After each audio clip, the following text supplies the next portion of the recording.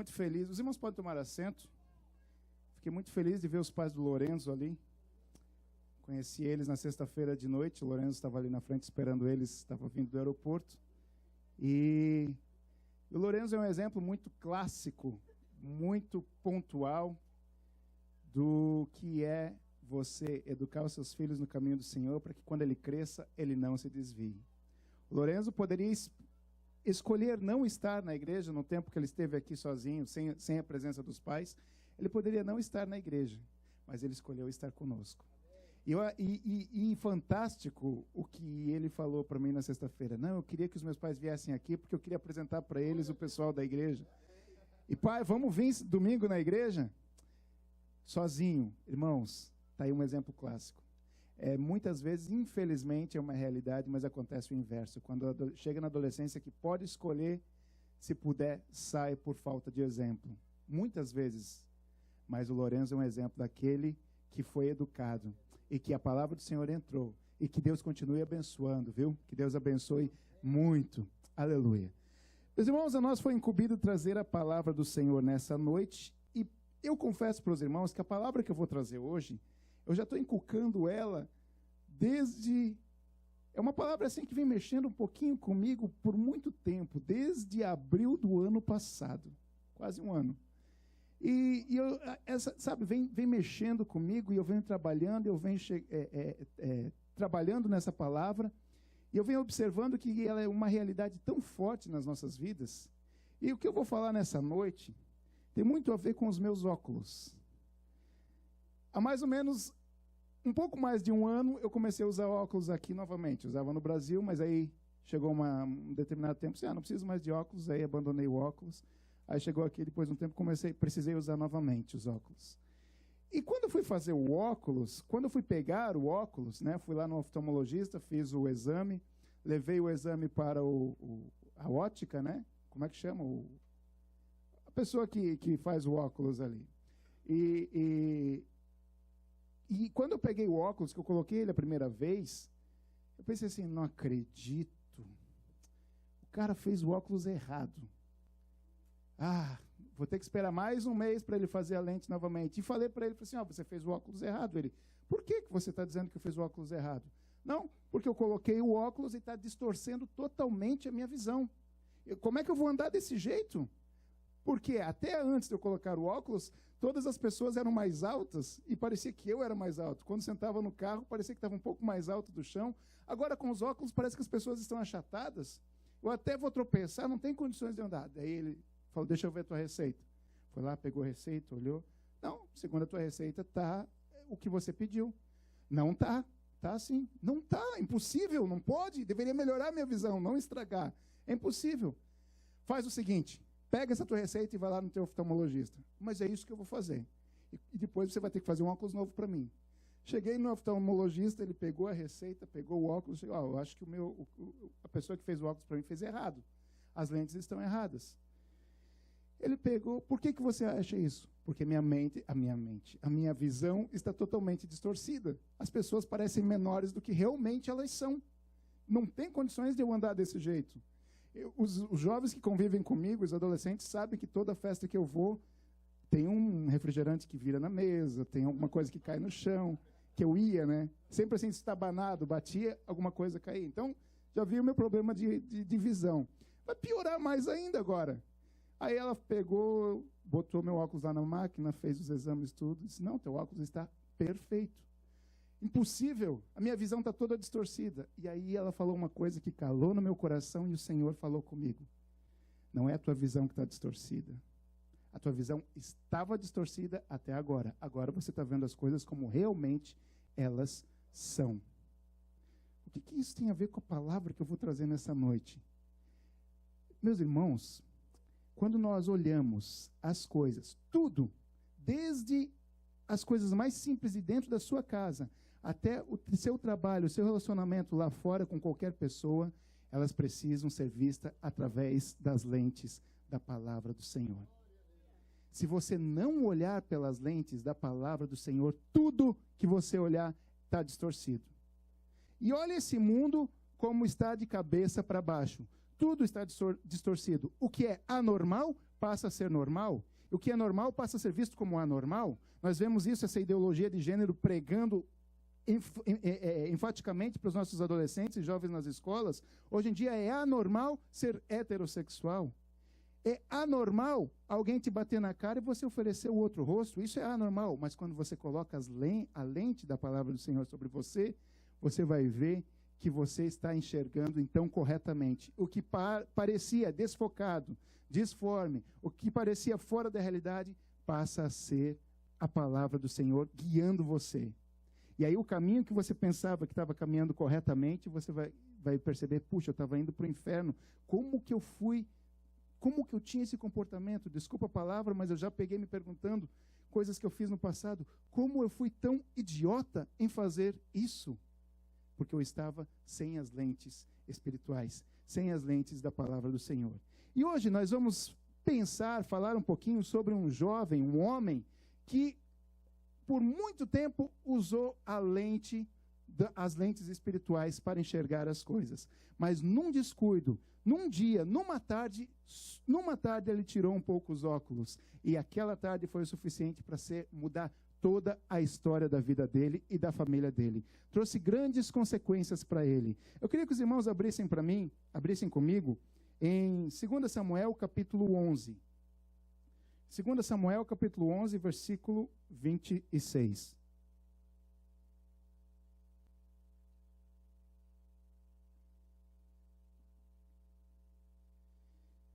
Segunda Samuel, os irmãos já imaginam de quem que eu vou falar, né?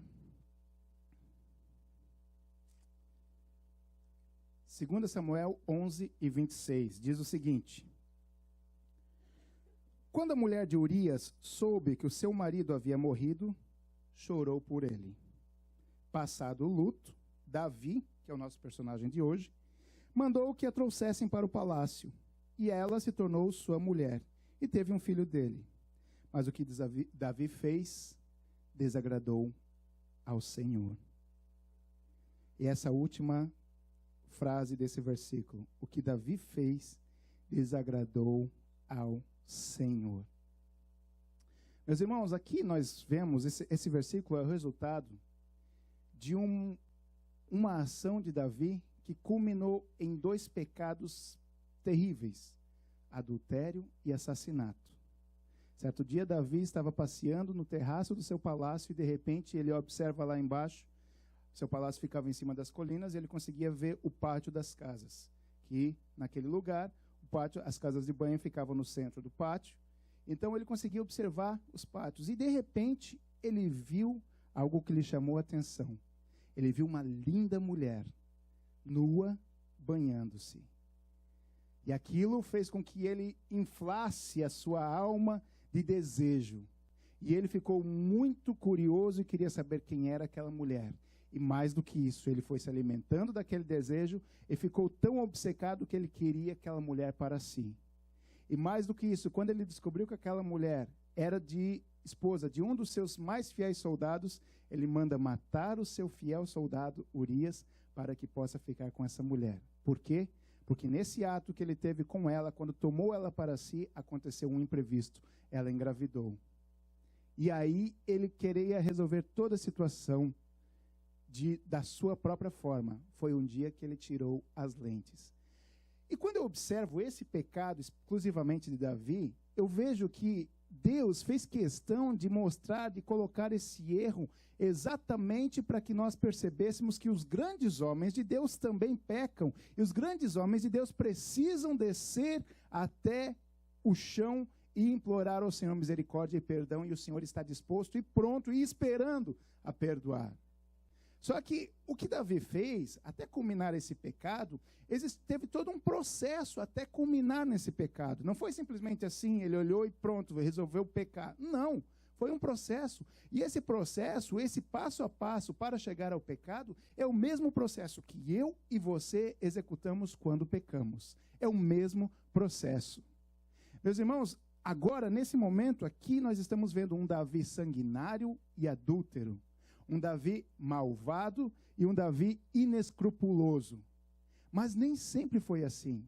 Eu queria relembrar aos irmãos que esse Davi aqui é o mesmo Davi que há muito tempo atrás, quando era ainda muito jovem, ele cuidava das ovelhas do seu pai com todo zelo e todo carinho. E eu imagino que, graças a Deus, talvez porque não tinha Facebook, WhatsApp, Instagram, YouTube, Davi teve um relacionamento muito íntimo com Deus enquanto ele cuidava das ovelhas. Quantas e quantas vezes Davi provavelmente ficou olhando as suas ovelhas, e de repente as ovelhas deitavam-se e descansavam com a segurança de que tinha um pastor cuidando deles.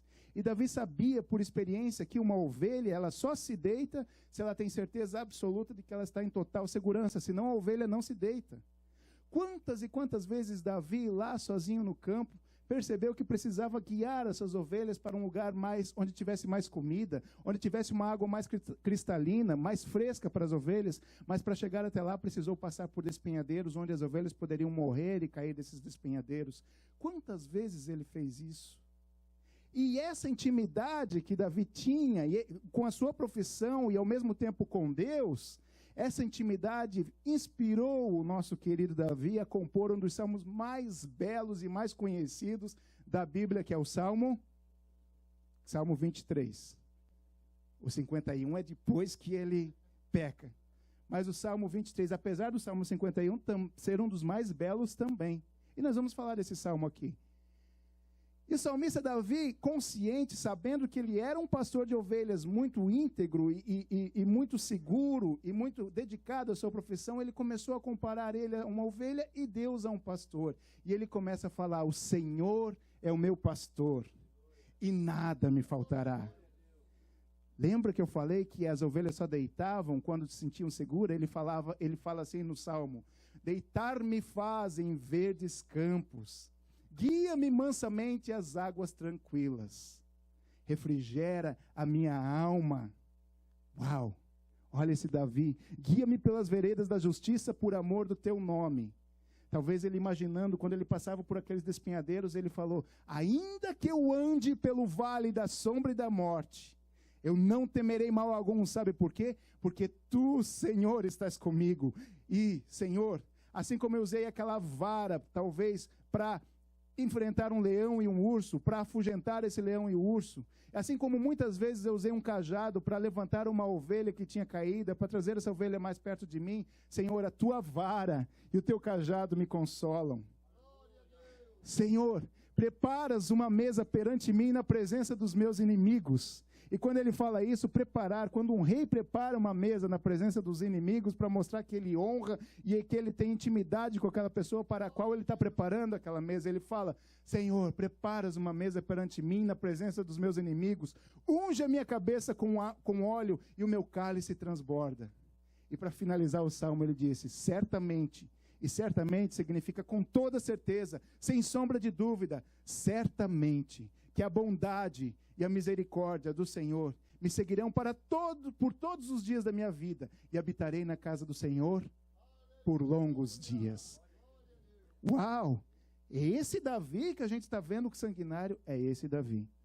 É porque a gente teve um contraste tão grande. A gente agora acabou de fazer uma leitura de um Davi sanguinário e distorcido pelo pecado, distorcido pelo seu eu. Mas esse Davi não era desse jeito. Esse Davi que nós estamos vendo aqui, esse Davi sanguinário, era aquele mesmo Davi que quando Saul ficava endemoniado, se enchia de maus espíritos, Davi ia lá, tocava a sua harpa, e só o fato dele dedilhar a sua harpa expulsava os maus espíritos de Saul. Esse Davi que nós estamos falando aqui, era um Davi que tinha uma empatia muito grande pelos seus homens. Ele tinha um cuidado muito grande pelos seus homens. Veja bem, algum tempo atrás, antes de acontecer esse fato horrível na vida de Davi, aproximadamente 1 ano e meio atrás, Davi soube que o rei dos seus inimigos, o rei dos Amonitas, tinha morrido. E ele levantou uma comitiva e disse: vá até o rei, que é o filho dele, que agora se chama Amnon, vai até Amnon e diga que Davi está mandando uma comitiva para mostrar as suas condolências, para mostrar que nós estamos tristes por isso ter acontecido. Vamos fazer paz com eles. E quando esses homens, essa comitiva, chegaram até Amnon, Amnon olhou e falou assim: não, Davi deve ter mandado esses homens como espias. Vamos humilhá-los. E a forma mais alta de humilhação para um homem naquela época era raspar as suas barbas. E eles rasparam metade das barbas daqueles homens e cortaram as suas vestes até a altura da genitália. Veja a humilhação daqueles homens. Veja, esse Davi sanguinário que mandou matar um homem para ficar com a mulher dele, ele viu essa situação e se compadeceu daqueles homens, daquela comitiva. E a gente vê Davi falando assim, olha, fala para esses homens que foram humilhados para eles não virem para cá. Diz para eles ficarem em Jericó até que a barba deles cresça. Então eles podem vir até mim. Veja se isso não é uma sensibilidade de um ser humano que tem amor pelo seu próximo. Não é uma sensibilidade de alguém que acabou de cometer um assassinato e um adultério. Davi, ele usava constantemente, até esse dia, as lentes espirituais dele. Quando ele chegou para enfrentar aquele gigante, enquanto todos estavam vendo um gigante, ele estava vendo uma oportunidade para glorificar o nome do Senhor dos Exércitos.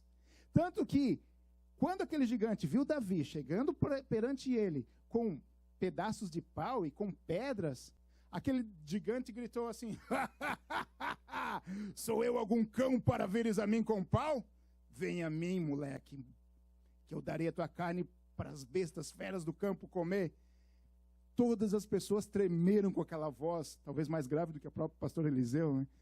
Ficaram com medo, porque era um homem muito grande, e uma vez nós fizemos aqui, pedimos para o Bebeto botar a sua perna de pau, não sei o nome, mas tem o nome daquilo lá, né? E ele ficou aqui na altura desse teto, e nós tentamos fazer uma comparação, ficou na altura desse ceiling, enquanto que o Jadiel ficou aqui. Era a diferença de tamanho que um tinha para o outro. Todo mundo olhava Davi e falava, Davi, esse menino é louco, olha o que ele está fazendo, enfrentando o gigante. Todos sem as lentes espirituais, mas Davi observando a oportunidade que Deus poderia dar para vencer aquele gigante. Davi responde uma resposta muito sábia. Olha, gigante, tu vens a mim com espada e com lança, mas você não está vendo que eu estou vendo a mão de Deus aqui. Eu vou a ti em nome do Senhor dos Exércitos. E ele agiu, atirou aquela pedra, e o interessante que, para Deus mostrar que era realmente o Senhor que estava ali, o gigante recebeu uma pedrada na testa, e a Bíblia diz que ele caiu para frente, para mostrar. Isso é contra a lei da física. Se eu recebo uma pedrada aqui, pelo impacto eu caio para trás. Quando para quem assiste o UFC, sabe muito bem disso. Davi, esse mesmo Davi, nós estamos falando desse mesmo Davi. Mas, por que Davi pecou? Meus irmãos, por que tantas vezes nós encontramos pessoas nas sarjetas, nas valas da vida, pessoas que já foram usados tremendamente por Deus, pessoas que têm talentos, que têm dons, tinham dons e hoje estão ali no mundo e ninguém dá nada para ele. O que levou Davi a pecar? A mesma coisa, os mesmos atos, o mesmo comportamento que nos leva a pecar até hoje. A humanidade mudou, a humanidade tem novas tecnologias, a humanidade adquiriu novos comportamentos, mas o que está intrínseco dentro do ser humano, que é o mal, que é o pecado, que foi colocado dentro do ser humano, a Bíblia diz que todos pecaram e destituídos estão da glória de Deus, esse mal continua agindo do mesmo jeito. E o pecado continua sorrateiramente tragando da mesma forma. Mas o que fez Davi pecar? Primeiro, quando Davi soube que aqueles homens tinham sido humilhados, Davi falou o seguinte: fiquem lá em Jericó, eu vou levantar um exército e eu vou lutar contra esses amonitas. E ele levantou um grande exército e ele foi contra os amonitas. Ele exterminou os amonitas. Não por completo. Faltava alguma coisa, mas como chegou o inverno, eles tiveram que parar a guerra. Era normal, durante o inverno parava a guerra, os soldados se reagrupavam, os reis se reagrupavam, e na próxima primavera, os reis com os seus soldados voltavam à guerra novamente. Então, o que acontece? Davi tinha praticamente vencido aquela guerra. Faltava, só limpar os cantos ainda que ficou faltando limpar, ou só tirar aquele pozinho de cima da guerra. Faltava alguma coisa só para terminar. E a Bíblia diz aqui nesse texto que nós lemos, lá no começo do capítulo 11 de 2 Samuel, que Davi estava no terraço do seu palácio, Na época do inverno, nos tempos do inverno, na época em que os reis iriam para a guerra. Veja, e ele estava fazendo o quê? Depois de descansar à tarde, olha que coisa, olha que estranho. Depois de descansar à tarde, ele então sobe preguiçosamente até o terraço e ele começa despreocupadamente, despretensiosamente a observar a vista, aproveitar a brisa suave que o seu palácio proporcionava naquela hora. Primeira coisa que leva Davi a pecar e que leva nós a pecar. Estava no lugar errado e estava ocioso, sem nada para fazer. Quantos irmãos já ouviram aquele ditado que diz que a mente vazia é a oficina do... Está aí uma prova. A mente vazia é a oficina do diabo. Na verdade, não existe mente vazia. Na verdade, quando você para de fazer alguma coisa, você então começa a dar lugar para que o diabo possa atuar na sua mente. Quando você fica lá parado assistindo a rede porcaria de televisão, você está dando lugar para o diabo atuar na sua mente. Meus irmãos, Davi naquela hora ele deveria estar em outro lugar. Ele deveria estar guerreando naquela hora. Um dos primeiros passos, além de estar no lugar errado, talvez ele estava racionalizando. É o que nós fazemos muitas vezes. É o que muitas vezes acontece antes da traição. Davi talvez pensou assim, puxa, eu já tive tantas batalhas. Olha, ganhei tantas batalhas, eu mereço um descanso. Posso ficar aqui descansando. Quantas mulheres falam assim, meu marido é um grosso. Meu marido, se o meu marido não percebe a mulher bela que eu sou, tem outras pessoas que vão perceber. Quantas vezes isso é o princípio de uma traição? E o contrário, puxa, eu trabalho tanto, minha mulher não percebe, não valoriza. Eu podia chegar em casa, ela poderia estar me recebendo bem, com a casa limpa, se bem que aqui é outra realidade, né? Mas poderia me receber com um sorriso no rosto.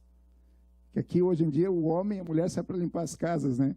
Mas poderia valorizar quantas vezes? E aí isso é o princípio da racionalização. Eu mereço um pouco mais, eu estou começando a dar brecha quando eu faço esse tipo de coisa. Outra coisa, Davi, e nós temos que saber, Davi já soube da pior forma, mas nós precisamos relembrar, que a nossa batalha não é contra a carne e nem contra o sangue. É contra os principados e as potestades. Efésios 6:12. Logo, se a nossa batalha não é contra a carne e contra o sangue, e é contra os espíritos, contra os principados e potestades, uma batalha está ocorrendo, certo? Agora, o problema é que nós temos a opção de escolher o campo de batalha e nós não escolhemos. Davi estava tendo uma batalha, ele estava no lugar mais seguro do seu reino naquele lugar. Ele estava no momento, no auge, no ápice da sua carreira. Ele estava no lugar que ninguém poderia tocá-lo. No entanto, ele estava o mais vulnerável possível no seu reino. E o problema é esse. Ele estava mais vulnerável porque espiritualmente ele estava mais vulnerável. Ele estava num campo de batalha onde ele poderia ser vencido. Quantos de nós, às vezes, deixamos de vir na igreja? Vou ficar em casa hoje. Hoje eu estou muito cansado, começa a racionalizar, né? Estou muito cansado, mereço ficar em casa hoje. E escolhe um campo de batalha diferente. A carne já é fraca. E ainda você fica alimentando a carne com porcarias. Ninguém fica, hoje eu não vou na igreja, eu vou ficar em casa louvando ao Senhor. Hoje eu estou com muita vontade de louvar ao Senhor, mas eu quero ficar, tem culto, mas eu quero ficar em casa louvando ao Senhor. Quero ficar em casa entoando cânticos ao Senhor. Quero ficar em casa dando os meus dízimos e as minhas ofertas, que é uma das maneiras de louvar ao Senhor. Quero ficar em casa ouvindo a palavra do Senhor, é isso que eu vou fazer hoje. Ninguém faz isso. Eu vou ficar em casa e vou ver o que tem no Netflix para ver. Faz aquele seriado que faz tanto tempo que eu não vejo.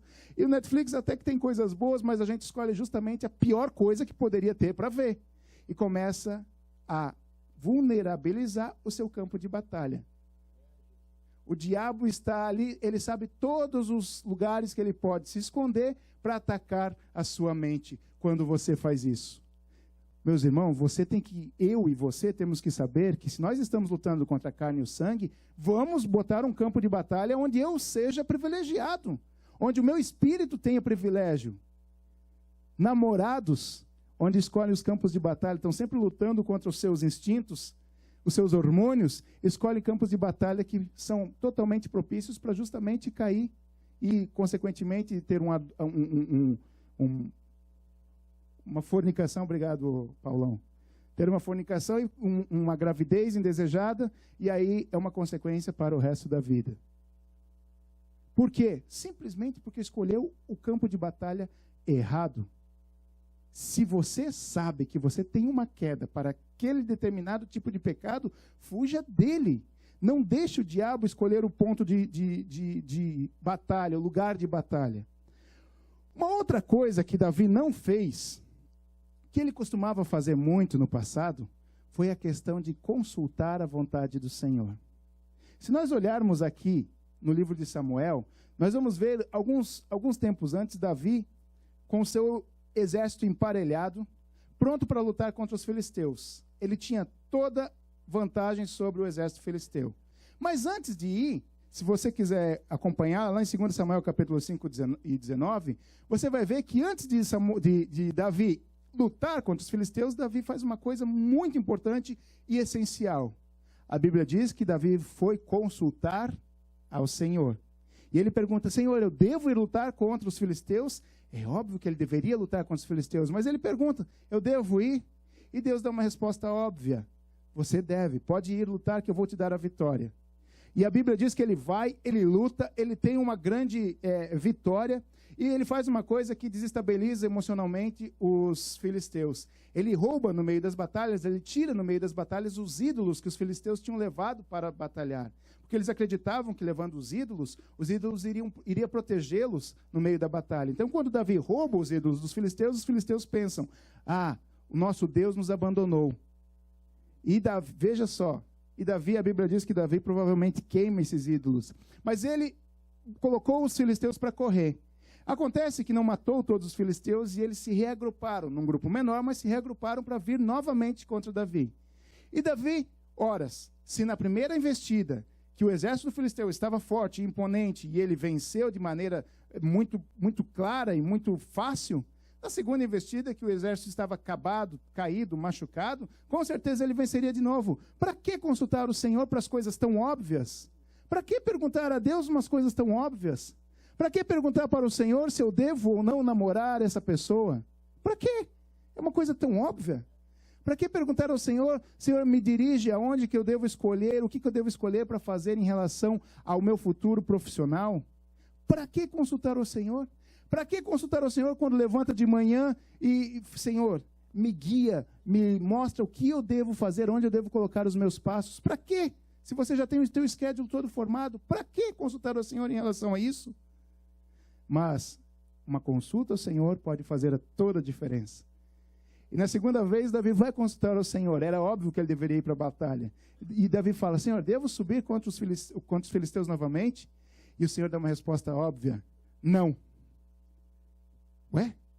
Não, você não vai subir. Você, ao invés de ir ao encontro deles, você vai por detrás deles. Eu vou dar uma estratégia militar e eu vou mostrar para você que não é você que vence as tuas batalhas, sou eu.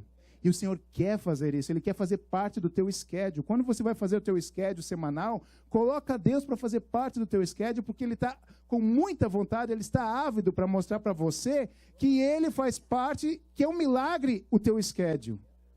Que é um milagre quando você ganha o teu dinheirinho no final da semana. Que é um milagre você estar vivo no final do dia.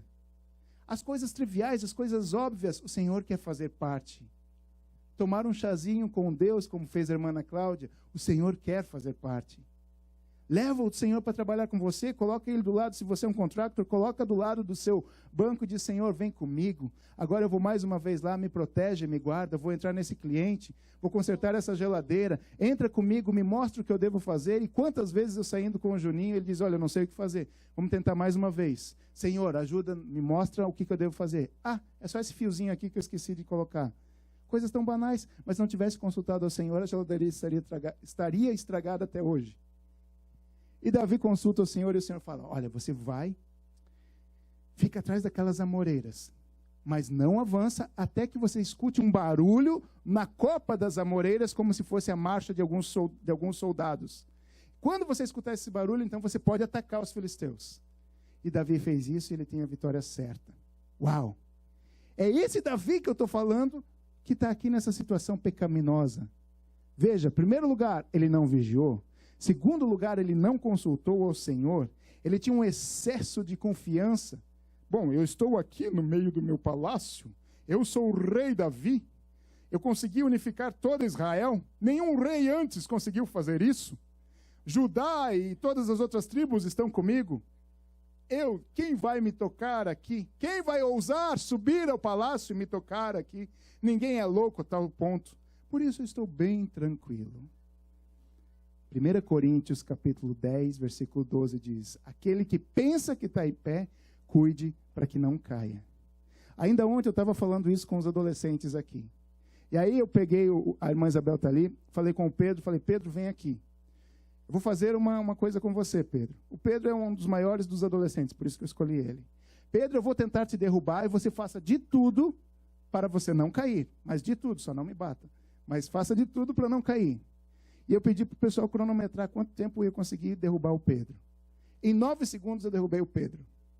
Na verdade, eu nem derrubei, porque quando eu dei o golpe que eu fui fazer ele cair, eu segurei ele no colo para ele não cair com tudo no chão. Então, seria menos tempo. Talvez em 7 segundos eu teria derrubado o Pedro. É que eu fiz judô quando eu tinha 12 anos de idade. E outra, minha massa corporal ajuda muito também, né? Muito bem, Pedro, você caiu, ok. Agora eu quero fazer o seguinte, Pedro. Por favor, fica no chão. E não saia desse chão, eu vou tentar te levantar. Mas não deixa eu te levantar de jeito nenhum. Da mesma maneira que você não queria cair, eu quero que você não queira levantar. E eu tentei com todas as minhas forças levantar o Pedro. Não consegui. Todas as técnicas possíveis para colocar ele de pé, não consegui. Daí eu fiz o seguinte, bom, já que eu não consigo, eu vou pedir para todos os adolescentes que estão aqui, tinha 7 adolescentes, vem aqui e me ajude a levantar o Pedro. 7 meninos, né? Vem aqui e me ajude a levantar o Pedro. Os 7 não conseguiram levantar o Pedro. Não teve jeito. Horas, quando estava quase levantando o Pedro inventava uma técnica dele lá, ficava todo molinho e caía. Não tinha jeito. E aí eu falei, vocês estão vendo? Por que o Pedro consegue ficar no chão tão facilmente? Porque tudo na nossa vida nos puxa para baixo, porque nós nascemos com o vírus do pecado. Nós nascemos com o pecado. Todos pecaram. Nós já nascemos com isso. E você naturalmente está inclinado para o mal. Naturalmente, se você não fizer nada, você vai cair para o mal. Por isso, quando você cair, é muito difícil você levantar novamente. É muito difícil. Por isso que Salomão disse, olha, aqui, quando você é melhor andar em 2, porque se um cair, o outro ajuda a levantar. Salomão fala isso em Eclesiastes. Porque assim que você caiu, é mais fácil para levantar, mas quando você cai e fica lá, então toma cuidado com o teu excesso de confiança. Se você pensa que está de pé, cuide para não cair. Davi estava de pé, ele estava vendo só o que ele conquistou materialmente. Ele esqueceu de cuidar a batalha que ele estava tendo espiritualmente. Eu imagino que quando Davi estava no meio de uma batalha, a gente observa quando Davi entra lá pela cidade junto com Saul, que Saul ficou com inveja de Davi, que as pessoas começam a gritar, ei, Davi, Saul matou 1000, Davi matou 10.000. Porque provavelmente Davi era muito bom na guerra. Então eu imagino que ele ficava atento a todo segundo, a todo instante, quando ele estava no meio de uma batalha, para que ninguém viesse atacá-lo por trás, para que não viesse nenhuma flecha do alto, como aconteceu com Acabe, do nada levou uma flechada nas costas. Alguém jogou a flecha para cima e simplesmente, acertou ali no meio. Então ele ficava atento para isso não acontecer com ele. Ele também ficava atento espiritualmente quando ele estava lá lutando espiritualmente. Mas naquele momento, quando ele estava com seu excesso de confiança, e aí no seu excesso de confiança, esquecendo de louvar ao Senhor, estando no lugar errado, na hora errada, Davi, então, ele vê aquela cena. E o diabo sabe que o homem, está aí o Jair, que é PhD em homem ao máximo, mulher única, não, homem ao máximo, não é mulher única, a esposa dele, sabe que o homem é atraído pelo que ele vê, enquanto que a mulher é atraída pelo que ela ouve. É por isso que os irmãos olham para mim, como que Osias conseguiu uma esposa tão bonita? Eu tive uma boa lábia. Se ela fosse pelo que ela ouve, e às vezes eu pergunto, Vanessa, o que fez você casar comigo? Com certeza não foi tua beleza, Uzias. Tá? De fato, então, Davi, ele foi atraído por aquilo que ele viu. Meus irmãos, o homem está automaticamente inclinado para o mal. O coração do homem está inclinado para o mal. A Bíblia diz que do coração do homem procede todas as coisas más. Quantas vezes eu já vi pessoas falando assim, o inimigo foi tão sujo comigo, o inimigo está me botando uns sonhos esquisitos na minha cabeça. Irmão, eu sonhei que eu estava traindo a minha esposa. Aí eu pergunto, o que você anda assistindo? O que você anda lendo? O que você anda fazendo? Às vezes, o coitado do diabo não tem culpa nenhuma. Está lá infernizando a vida do vizinho lá. Não tem nenhuma culpa. É você, a Bíblia diz que é do teu coração que procede as coisas más. Por isso, tome cuidado, quando você for pedir conselho para alguém, a pessoa fala assim, segue o teu coração, irmão. Corta isso da tua vida, esquece, não segue o teu coração. O teu coração vai sempre inclinar para as coisas erradas. É melhor você perder, às vezes, 3 semanas, 4 semanas, 1 ano, 2, 3, buscando a resposta do Senhor, do que depois você ter uma vida inteira desgraçada, porque você não buscou a resposta do Senhor. Obrigado, Senhor, por me guiar minhas águas tranquilas. O Senhor sempre manda o seu soldado. Então, meus irmãos, ele não buscou, ele foi inclinado, o diabo sabia que ele era inclinado para o mal. Cuidado com o que você vê. E eu sempre pergunto, e às vezes quando a gente fala sobre questão de pecado, os adolescentes principalmente gostam de ser mais diretos. Quando a gente fala, não peque, tá, mas o que é pecar? Fala para mim, às vezes, o que é pecar? Ouvir música do mundo é pecado? E começam a trazer essas questões que são tanto polêmicas. Aí eu cheguei a uma conclusão muito ótima, para mim, inclusive. Pecado é tudo aquilo que você pensa, que você fala e que você faz que te afasta de Deus. Isso é pecado. Se Davi tivesse parado e pensado, poxa, essa mulher não é minha. Quem sabe até Davi, ele tinha o direito, e a Bíblia diz que talvez ele tinha 10 concubinas, provavelmente até 10 concubinas, ele tinha um harém. E era lícito ele ter o harém com quantas mulheres? Salomão teve 700 princesas e 300 concubinas. E a gente não vê Deus questionando a Salomão por ter tantas mulheres. Deus dava. Quando a gente vê depois aqui, o próprio Deus falou para Davi, Davi, se você pedisse mais, eu te daria mais. Se 10 mulheres para você, mais, não sei quantas esposas ele tinha, eu acho que tinha 5 esposas. Se você tivesse pedido mais esposas e mais mulheres, eu te daria. Mas ele foi olhar a grama do vizinho, e a grama do vizinho é sempre mais verde. Davi estava alimentando o cérebro com coisas que não vinham de Deus. Ele cedeu à tentação. Jesus, certa vez, falou o seguinte, olha, ouviste que os mandamentos dizem, não adulterarás. Mas eu te digo, qualquer que olhar para uma mulher com a intenção de adulterá-la, já cometeu adultério no seu coração. E quando eu falo desse tipo de pecado, qualquer pecado se enquadra nesse tipo de coisa. E aí nós perguntamos e fazemos muita confusão. Até que ponto o que está na minha cabeça é uma tentação? Porque todos nós sofremos tentações, todos nós sofremos. Até que ponto aquele desejo rápido que a minha carne teve, aquele olhar que eu tive para uma mulher indecente, aquela vontade de ter alguma coisa que não é meu, aquele momento que eu senti vontade de roubar alguma coisa, aquele momento que eu senti vontade de talvez ter o cargo do meu irmão, até que ponto isso vai ser um pecado, vai deixar de ser uma tentação para ser um pecado? É difícil a gente saber, será que eu já estou pecando, pensando assim? Veja bem, a Bíblia é repleta de pessoas que falam, que mostraram quando eles começaram a pecar. O próprio Davi, seu filho primogênito Aminon. Aminon, filho de Davi, filho legítimo de Davi,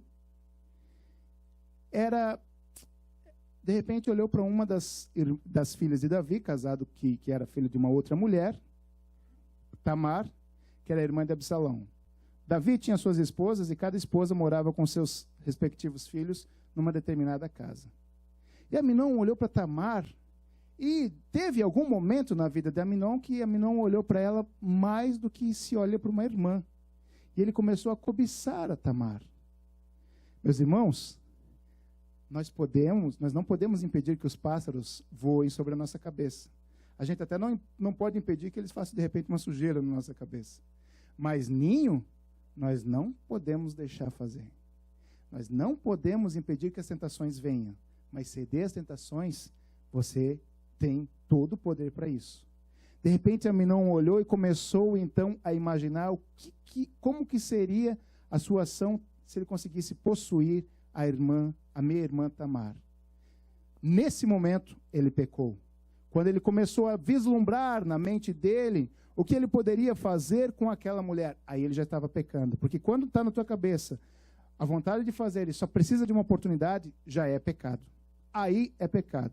Um outro exemplo, vocês lembram que o Naamã, quando ele foi curado pela lepra, que ele ficou feliz da vida por ter sido curado pela lepra, e instruído pelo profeta Eliseu. Eliseu disse, vai até o Rio Jordão, mergulha 7 vezes e você será curado. E Naamã foi até o Jordão, mergulhou 7 vezes, saiu curado. A Bíblia diz que a pele dele saiu mais limpa que uma criança. Naamã, general poderoso, cheio de dinheiro, chegou até Eliseu e disse, Eliseu, eu quero te pagar por isso que você fez. E Eliseu não aceitou o dinheiro de Naamã, mas Eliseu tinha um servo, Geazi, que olhando aquilo, ele falou, por que Eliseu não aceitou? Começou a racionalizar. Ele poderia pegar esse dinheiro e dar para os pobres? Lembra Judas tinha esse pensamento também? Por que Jesus está deixando essa mulher derrubar esse perfume, quebrar esse perfume caro nele? Poderia pegar, vender o perfume e dar para os pobres. E a Bíblia ainda fala, não, ele só tinha esse pensamento porque ele tinha vontade de pegar o dinheiro. E Geazi ficou, mas por que Naamã? Opa, já veio a tentação. Até aí não tinha nada de errado com Geazi.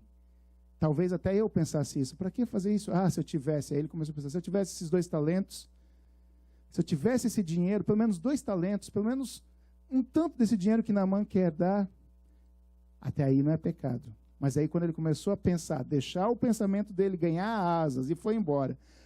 Se eu tivesse esse dinheiro, eu poderia, quem sabe, comprar um carro novo. Eu poderia comprar uma casa. Eu não seria tão mal visto entre os outros profetas. Eu sou só um ajudante. Se eu tivesse pronto. O pecado já tinha acontecido. Aí agora é só uma questão de oportunidade. Já aconteceu o pecado.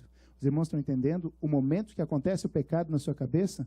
Quando você vislumbra a possibilidade de transformar aquele pensamento em ato. Aí já é pecado. E aí são 2 estágios. Existe um pecado sem consequências, porque só aconteceu na tua cabeça, você pediu perdão e o Senhor te perdoou. E existe o pecado, como aconteceu com Davi, com consequências, que daí você fez. Então, se você está inculcando algum pecado, ainda hoje, a salvação está batendo a sua porta. Entrega aos pés do Senhor. Veja o que aconteceu com Geazi. Ele foi correndo até Naamã e disse, Naamã, primeiro pecado aconteceu, agora ele vai fazer o segundo. Naamã, quando você saiu de lá, apareceram 2 filhos dos profetas e o meu senhor, Eliseu, falou para você dar 2 talentos para eles, um para cada um. E Naamã disse, fique à vontade, se sirva, pegue talentos, pegue roupas. Geazi estava pensando, olha aí, o que eu fiz de errado? Não fiz nada de errado, isso aí talvez ninguém ia pegar mesmo. E Geazi escondeu o que ele ganhou. Mas quando ele chegou diante do profeta Eliseu, a primeira coisa perguntou, de onde tu vens, Geazi? E aí vem um grande problema do pecado, porque você faz para encobrir o pecado que você fez, vai ter que fazer outro. Eu não venho de parte nenhuma, Eliseu. Imagina o frio na barriga que estava sobre Geazi. Aí Eliseu disse, por um acaso, Geazi, o Espírito do Senhor não foi com você? Por um acaso, meus irmãos da AD New Life, você não sabe que o Senhor é onipresente? Não existe lugar que você consiga se esconder do Senhor. Não existe. Não existe. O salmista Davi mesmo diz que se ele descesse lá nas profundezas do oceano e fizesse a sua habitação lá embaixo, até ali o Senhor estaria. Não existe. E aí veio a consequência. Porque o salário do pecado e é essa a função final do diabo ao fazer você pecar, te matar.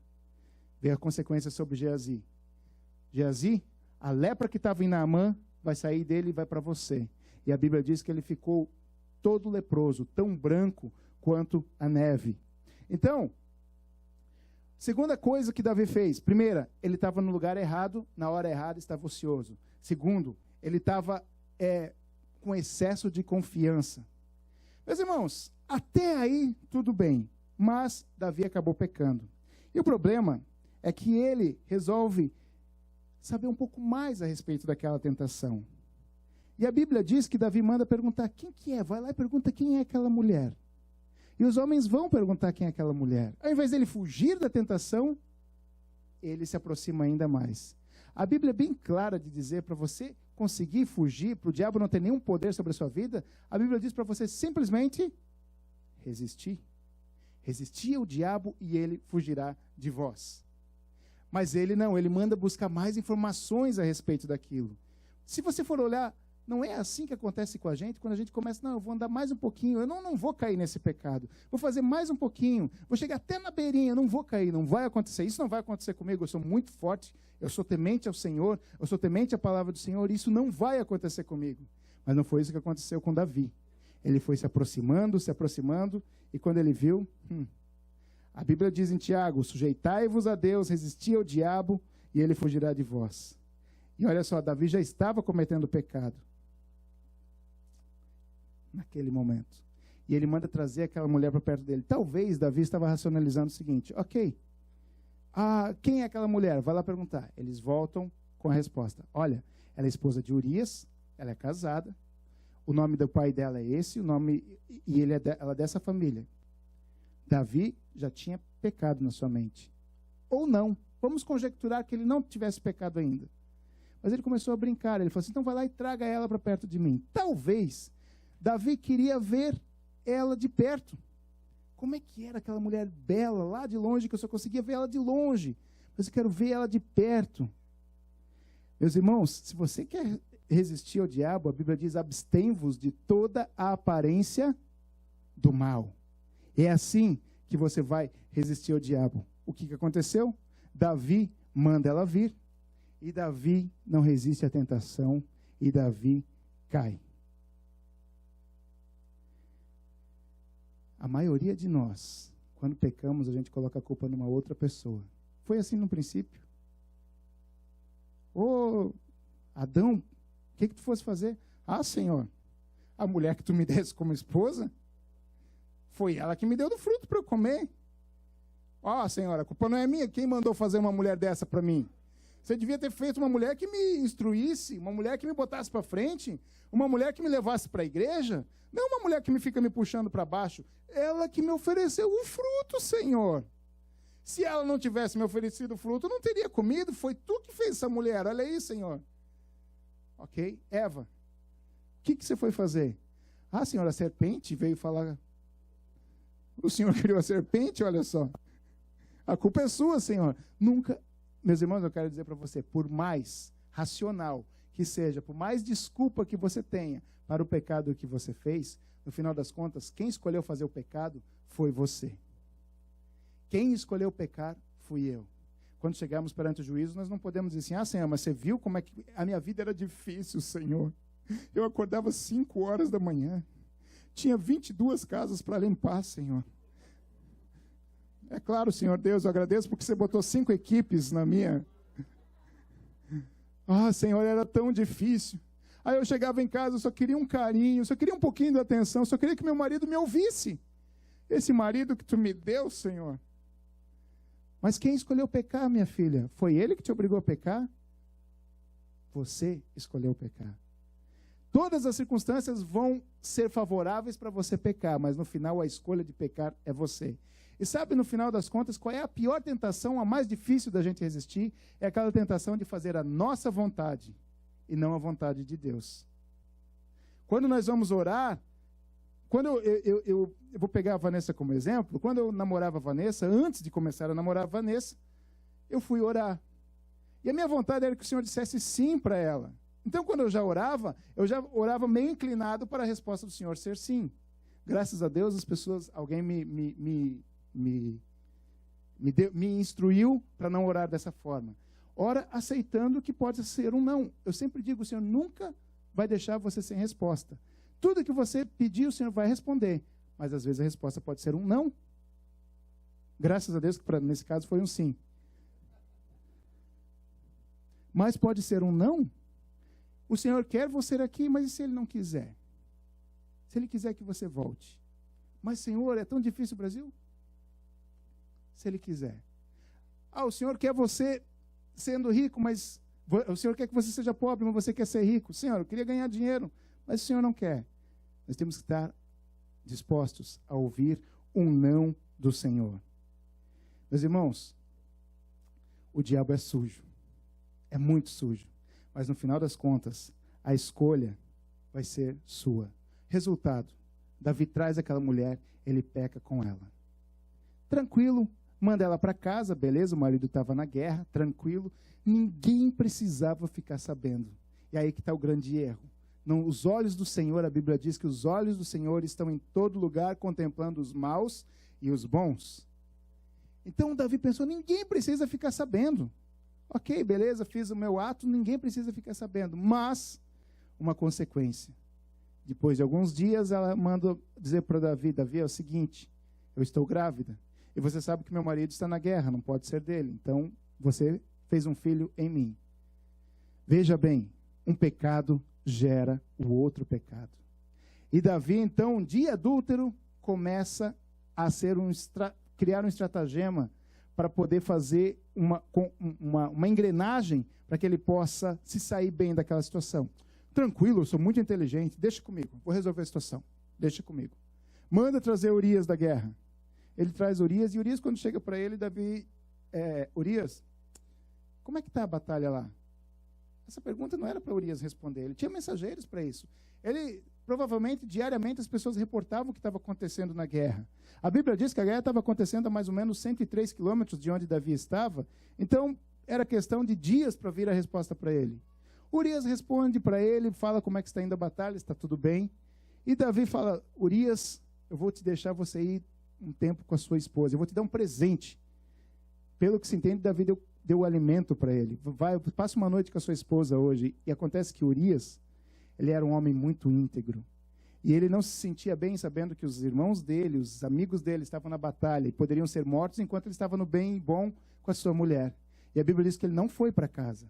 A Bíblia diz que ele foi até no lugar onde os guardas do palácio dormiam e dormiu lá naquele lugar. Davi ficou sabendo disso. Meu plano deu errado. Tenta mais uma vez. Urias, vem jantar comigo. E a Bíblia diz que Davi, Urias, toma aqui um vinho. Obrigado, Senhor. Toma mais um, Urias.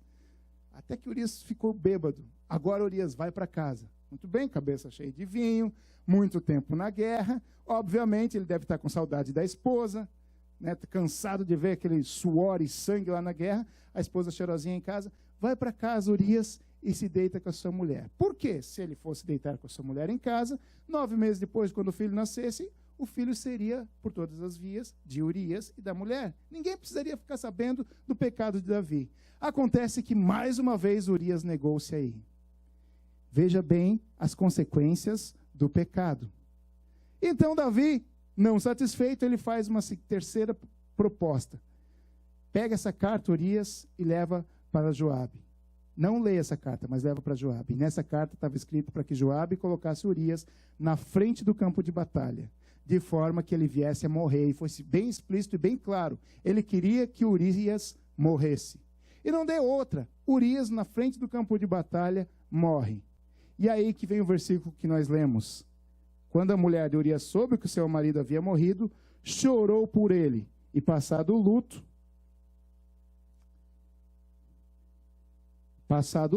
Davi mandou que a trouxessem para o palácio. E ela se tornou sua mulher. Até aí tudo bem, tranquilo. O problema é que depois do ponto final, tem uma frase. Mas o que Davi fez, desagradou ao Senhor. Veja bem, se Davi tivesse pelo menos consultado um amigo, quem sabe um amigo, alguém poderia aconselhar Davi a fazer a coisa certa. Mas a gente vê que Davi não tinha amigos nesse momento. Ele era tão superior, tão cheio de si, que ele não tinha amigos e não tinha nenhuma esposa com quem ele pudesse deitar no final do dia e contar para ele os seus problemas. Não tinha nem filhos. O relacionamento que Davi tinha com os filhos eram terríveis. Davi não educou, por mais que era um homem segundo o coração de Deus, ele foi um fracasso na criação dos seus filhos. Ele não tinha ele não teve esse tempo de caçada, quem sabe caçar juntamente com seus filhos, um tempo de brincar com seus filhos, contar histórias para os seus filhos, que é isso que cria um relacionamento de amizade com o pai e com o filho. Não teve nada disso. Então, depois de adulto, nem filhos ele teve para conversar. Nós vemos que depois, mais tarde, quando acontece aquela tragédia na vida de Aminon, que ele estupra a irmã Tamar, o irmão da Tamar ficou muito bravo, filho de Davi, Absalão. E a Bíblia diz que Absalão guardou aquilo, mas ele ficou com tanta ira, tanto ódio, que ele pensou, o dia que eu tiver uma oportunidade, eu vou matar esse Aminon, filho de Davi. E a Bíblia diz que mais ou menos 2 anos ele ficou alimentando aquela raiva. E Davi nunca percebeu. Davi nunca notou, porque não tinha convivência. Puxa, é tão difícil. Eu estava conversando com a Vanessa hoje, é tão difícil se eu perguntar para os alunos na minha sala da escola dominical ou nos cultinhos, quem é o teu melhor amigo? Muito raramente eles vão responder, meu pai ou a minha mãe. Who is your best friend? Meu amigo da escola, às vezes nem da igreja é. Por quê? Porque o pai não criou esse relacionamento. Davi, quem sabe, quando tinha suas batalhas, ele estava pensando, estou fazendo essas batalhas para deixar um legado melhor para os meus filhos. Tinha um pensamento igual eu e você, talvez, estou trabalhando para meu filho ter uma vida que eu não tive. Estou trabalhando, perco meu tempo, invisto meu tempo, eu não tenho tempo com ele, mas ele vai ter a vida que eu não tive. Desculpa, meus irmãos, o teu filho não quer a vida que você não teve, o teu filho quer você, teu filho quer a tua presença. Teu filho quer a tua presença, porque quando ele cresce, ele não vai se desviar dos caminhos que você ensinou para ele. Davi, por esses passos, estar no lugar errado, por excesso de confiança, por não consultar ao Senhor, ele acabou pecando. Pecou e ainda começou a desenvolver uma cadeia de pecados para acobertar o primeiro. O pecado causa isso. Ele causa a escravidão. Ele faz de você um escravo. Quer ver? Pergunte para cada 10 pessoas que fumam, 8 delas vão dizer o seguinte, eu fumo, mas a hora que eu quiser parar, eu paro. Não é assim? A maioria, de cada 10 você pergunta a pessoas que fumam, 8 é isso. Na hora que eu quiser parar, eu paro. Não admite que são escravos do cigarro. E aqueles 2, eles vão responder o seguinte, estou tentando parar. Quer dizer, começou o processo de regeneração na vida dele. Começou porque o pecado, ele escraviza. E acontece que Davi pensou que estava tudo bem. Mas aí apareceu alguém na vida de Davi. E ele contou uma história para Davi. Davi estava tão absorto nos seus pecados que ele não percebeu que aquela história que aquele homem estava contando tinha muito a ver com ele. O profeta Natan falou, Davi, eu tenho uma historinha para contar para você. Existiam 2 homens, um homem muito rico, que tinha muito gado, muitas ovelhas, tinha muitas propriedades, e um outro homem muito pobre, que só tinha uma ovelha. E aquela ovelha, ele tratava com tanto cuidado, tanto carinho, como se fosse parte da família. E a Bíblia diz que quando Natan contava essa história, ele dizia, ele pegava essa ovelha, colocava no colo e dava de comer no colo para essa ovelha. Acontece que um dia, esse homem muito rico recebeu uma visita. E como é costume dos orientais, ele precisa servir muito bem os seus visitantes. Só que ele era tão avarento que ele não quis matar nenhuma das suas centenas de boi, nenhum dos seus milhares de ovelhas. Ele foi até o homem pobre e tomou a única ovelhinha que ele tinha e matou para oferecer para o seu visitante. Quando Davi ouve isso, que agora ele já não era mais um homem temente a Deus, ele já não era mais um homem que tinha empatia pelas pessoas. Agora Davi era um homem sanguinário, era um homem adúltero, e ele estava se transformando num homem sem sentimentos. Ele pensava só em morte. A primeira reação de Davi fala, tem que matar esse homem. Esse homem tem que se matar e dar 4 ovelhas, restituir 4 ovelhas no lugar daquela. Tem que matar. Você acha que Davi estava querendo fazer justiça? Ele já não estava mais com senso de justiça. O pecado já tinha deturpado totalmente todo o ser de Davi. O Davi não estava com senso de justiça, ele estava com senso de vingança. Quando Natan ouve isso, ele fala assim, pois bem, Davi, eu quero dizer que esse homem é você. A casa caiu. O pecado dele foi aberto para toda a nação. E Natã começou falando, por que você fez isso, Davi? Por que você assassinou Urias e tomou a única esposa que ele tinha? Davi, o Senhor diz para você, não te dei eu, Israel e Judá? E não te dei eu concubinas e esposas? Se fosse necessário, te daria muito mais. Por que você fez isso? Nunca na tua casa vai se afastar a espada. Você vai sofrer essa vergonha para o resto da sua vida. E tudo entendia que a última palavra que Natã fosse falar assim, e o Senhor vai te matar por isso. Porque foi isso que Davi sentenciou. E eu imagino que Davi estava esperando. Agora ele vai falar que eu vou morrer.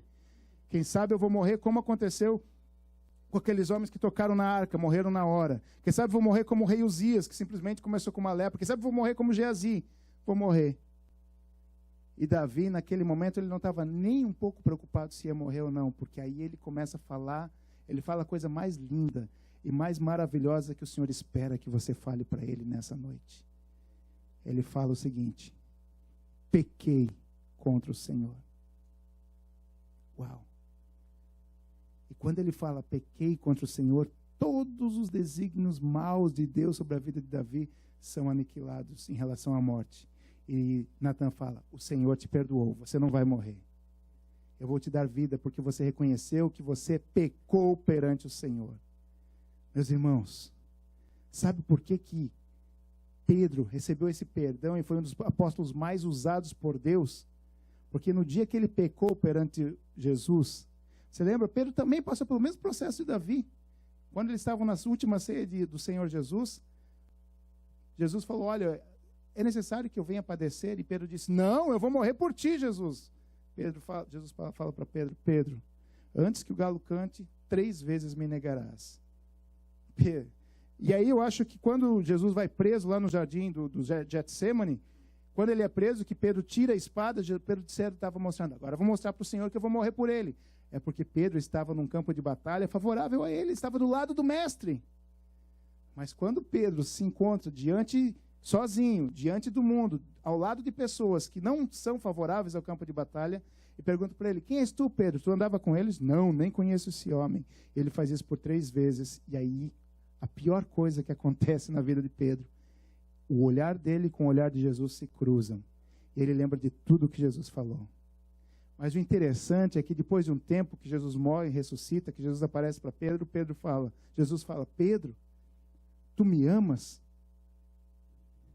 E no original, ele fala 3 palavras, 3 frases diferentes quando Jesus fala com Pedro. No português, a gente só pode ter as 3 o mesmo significado. Tu me amas, tu me amas, tu me amas. Mas quando Jesus estava perguntando, ele fala, Pedro, porque nós temos 4 tipos de amor, né? O storge, o eros, o ágape e o philos, que é o amor de amigo. Jesus estava perguntando, Pedro, primeira vez, tu és meu amigo? E Jesus responde, não, Pedro, tu me amas o amor ágape? Tu me amas acima de todas as coisas? E Pedro responde, Senhor, eu sou teu amigo, eu te amo no amor philos.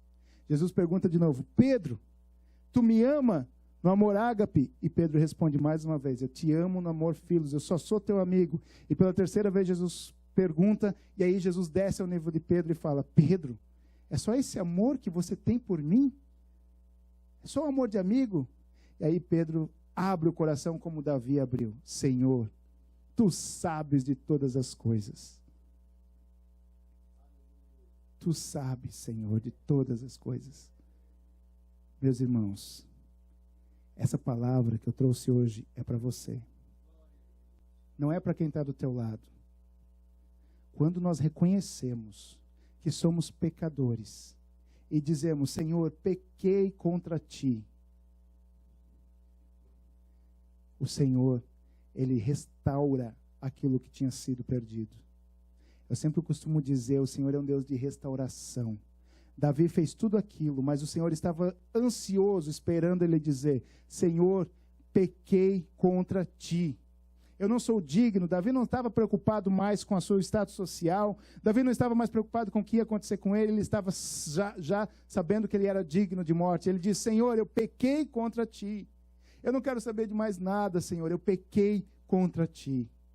E aí, Davi, depois que faz isso, e aí sim, ele fala no Salmo 51, que alguém falou para nós aqui, ele começa a falar a seguinte oração.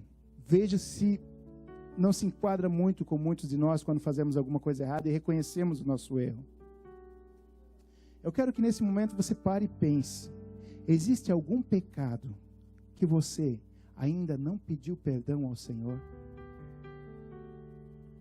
Nada fica encoberto aos olhos do Senhor. Quem sabe você está no primeiro estágio. Quem sabe você está flertando com o pecado. Está só olhando. Isso não vai acontecer comigo. Quem sabe até você já caiu e está criando subterfúgios para novamente estar de pé. Está criando subterfúgio para que as pessoas que estão ao teu redor não vejam que você é um pecador. Não importa o que as pessoas pensam e olhem para você. O Senhor conhece e sonda o teu coração. O Senhor sonda, sabe o que é esquadrinhar? Ele vê todos os cantos do teu coração. E esse pecado, que tantas vezes pode ter te feito sentir-se menos filho de Deus que você é, em nome de Jesus nessa noite vai cair por terra. O Senhor quer nessa noite que nós façamos essa oração como Davi. Senhor, pequei contra ti. E Davi fala o seguinte nessa oração: Senhor, tem misericórdia de mim pelo teu amor. Apaga as minhas transgressões. Lava-me de toda a minha culpa. Purifica-me do meu pecado. Pois eu mesmo reconheço as minhas transgressões. Senhor, eu pequei e a escolha de pecar foi minha. É essa oração que o Senhor quer. Senhor, eu pequei, eu escolhi pecar. Pequei contra Deus e somente contra Deus, e a escolha de pecar é minha. Por isso eu preciso do teu perdão, Senhor. Me perdoa. E o salmista Davi continua falando essa oração que é tão viva para nós ainda nesses dias. Eu mesmo reconheço as minhas transgressões, e o meu pecado sempre me persegue. Contra ti, Senhor, só contra ti pequei e fiz o que tu reprovas, de modo que justa é a tua sentença. E Senhor, tu tens razão de condenar-me. E ele continua falando no versículo 10: cria em mim, Senhor, um coração puro, renova dentro de mim um espírito estável. Não me expulses da tua presença, nem tires de mim o teu espírito. Devolve-me a alegria da tua salvação. Todos os dias o pecado vem. Todos os dias nós somos tentados. Todos os dias. E todos os dias nós temos uma escolha. O Senhor está batendo no teu coração. Eu quero que você fique de pé nesse momento. E se o Senhor falou com você nessa noite, eu quero que você não perca tempo, que você venha correndo aos pés do Senhor. Ele quer te dar o perdão, o real perdão, o verdadeiro perdão. Se o Senhor falou com você, vem aqui na frente, nós vamos orar. Se você quer o perdão, se você vê que o pecado está te tentando, e de alguma forma você está pensando assim: se o Senhor não interferir, eu vou acabar caindo. Em nome de Jesus você não vai cair. Reconheça que você é pecador antes do pecado acontecer. Venha aqui na frente. Venha, reconheça que o Senhor é teu Senhor. Reconheça que você sozinho não consegue. Aleluia. Se estou forte, se eu estou de pé, Deus me ama. Por isso você está de pé. Deus te ama. Se estou fraco, olha a letra dessa música. Se eu estou caído, Ele não deixa de te amar. De me amar. Aleluia. Sem o seu amor, sem o seu perdão, o que seria de mim?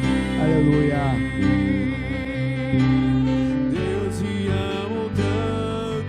Aleluia. E entregou seu filho pra morrer